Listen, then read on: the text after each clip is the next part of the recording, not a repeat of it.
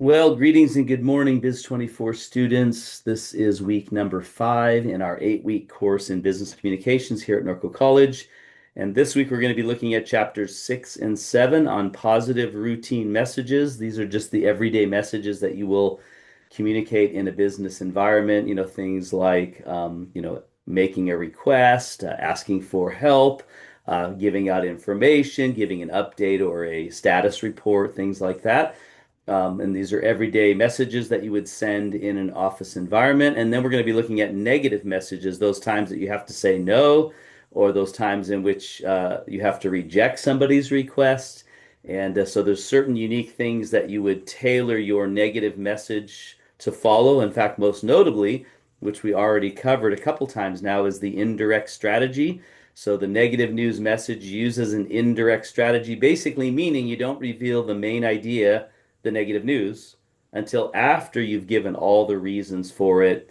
And you open with a buffer, you give all the reasons, and then you give the negative news, and then you do a courteous close that kind of keeps things positive. So we'll be going over that in this chapter, but I also will be requiring that you write a negative news email. So you have to format it like an email, and then you're going to follow the guidelines for negative news messages. So that'll be your writing assignment that you'll do this week. But let me go ahead and stop sharing my screen and go ahead and share our class in Canvas to look at the assignments for the week. And here we are on our home page. We are in module number 2 for a couple of more weeks. Of course, next week is Thanksgiving break, so enjoy your Thanksgiving with your family. I'm going to scroll down here. So here we are. Actually, we are right here, week number 5. So you have 2 chapters, 6 and 7. Make sure you read the chapters and that you view the PowerPoints. And then, of course, we have a check-in assignment with questions out of both chapters that are directing you. Very important in the check-in assignment is you do need to now include the page number. Unfortunately, some of your fellow students have been using AI to answer the questions, and I'm not getting the textbook answers. I'm getting good answers, but not the right answers. So make sure you're going to your textbook, you're finding the answer, you're typing in the answer, not cutting and pasting it, and that you're putting the page number. So that's what I'm looking for in that assignment. Unfortunate that I have to do that. Before I just trusted students to just do that, but now they're going to AI, putting the question in and getting the answer and pasting that in. Unfortunately, that makes all of us work a little bit more. And then you have a quiz on chapter 6 and 7, and then you have a writing assignment this week. And then we're also continuing the discussion post that we started last week on the do's and don'ts of business writing. So I'm going to go ahead and edit that because it's no longer start. It's going to be continue, and you have 2 more weeks to do this. And as you remember, on this discussion post assignment, you were to put up your initial list of the do's and don'ts of business writing last week. This week, you're supposed to view and comment on other students' posts. So go in and look at what they said and then refine your list. You might see some things that other students have put on their list that you don't have on yours. So you might want to borrow those. It's fine. That's the idea of this assignment, is that we're kind of growing and learning together. And then next week, which will be the last week that this assignment is available, you will complete your discussion post by putting up a final list of the do's and don'ts of business writing. And just like in the do's and don'ts of business presentations that I just graded, in this one, you're going to have kind of 2 parts: how the document reads, do's and don'ts, and then how the document looks, do's and don'ts. Because business writing, fortunately and unfortunately, is not just how it reads, it's also how it looks and how it's presented to somebody in the visual form. And so it's important that it follows all the rules and guidelines of business writing. And by the way, I did do a Zoom session on this. Nobody showed up, so I'm just going to use the recording from last session. But I do have that available. If you click the discussion post assignment and you look in the resources that are provided in here, there should be a Zoom session right here on business writing.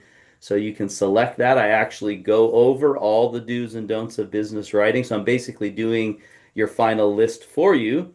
I also go over and show you some different documents and formatting the documents and how to utilize text design, because it's very important that your document isn't all plain text. One thing that business writing uses is a lot of text design, short single-spaced paragraphs, separated by spaces, bullet lists, headings, bold text, italicized text, underlined text, things like that. So in that Zoom session, I show you some sample documents as well.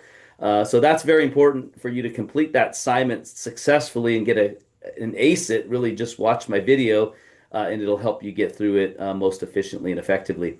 And then you have your second writing assignment. So I'll be grading your writing assignments and your individual presentations over this week. Um, Keep in mind that I will only grade your individual presentation that you turned in a week ago Sunday. Once you've also viewed and commented on two other students' presentations, then I'll grade yours.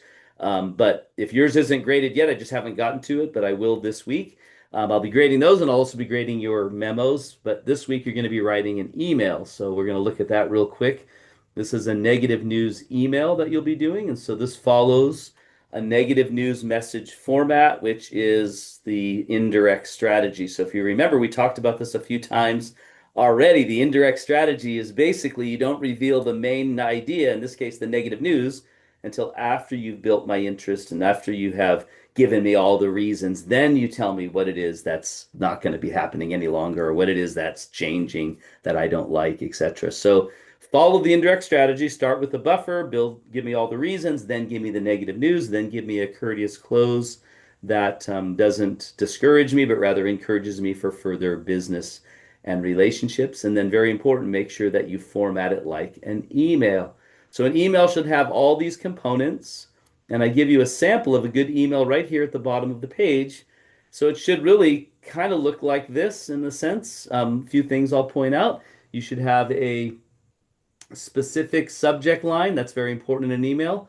Number two, you should have your salutation in an email ending with a colon. That is a professional email. Number three, you should utilize text design elements. Notice these are all short, single-spaced paragraphs. They used a numbered list in this case. They also utilized text design such as italic and bold to make important details stand out. Every paragraph essentially should have text design to make important details stand out. And then it has a full and complete signature block, which means your phone number, excuse me, means your name, your title, your company name, your phone number, extension, your office or cell number, excuse me, and your email address. All that should be on there. That makes it complete. That makes it professional. That's what business emails should have. In case your recipient needs to call you, they're able to do that. So make sure that it's done that way. And by the way, in your email program, you can set it up in your business or wherever to automatically populate that signature block every time that you generate a new email. So make sure you have that. You'll lose points for all the things I mentioned. You'll lose points if you don't do that. But this is a good example of how an email looks. Now, the whole title block up here, you don't need to create like you did in a memo because your email program does make that. However, you should make sure you do have a subject line at least because that needs to be a part of every email. So I need to be able to see that as well. So, all right, so that's your writing assignment. But that's pretty much it for week number 5. If you have any questions or concerns, please do not hesitate to reach out to me during my office hours. I'm available on campus and online, so check that out on the homepage in Canvas under office hours. And you can meet with me and we can discuss whatever challenges you're having or anything with any of these documents that you're concerned about. All right, have a great week. You will see me on video again next week.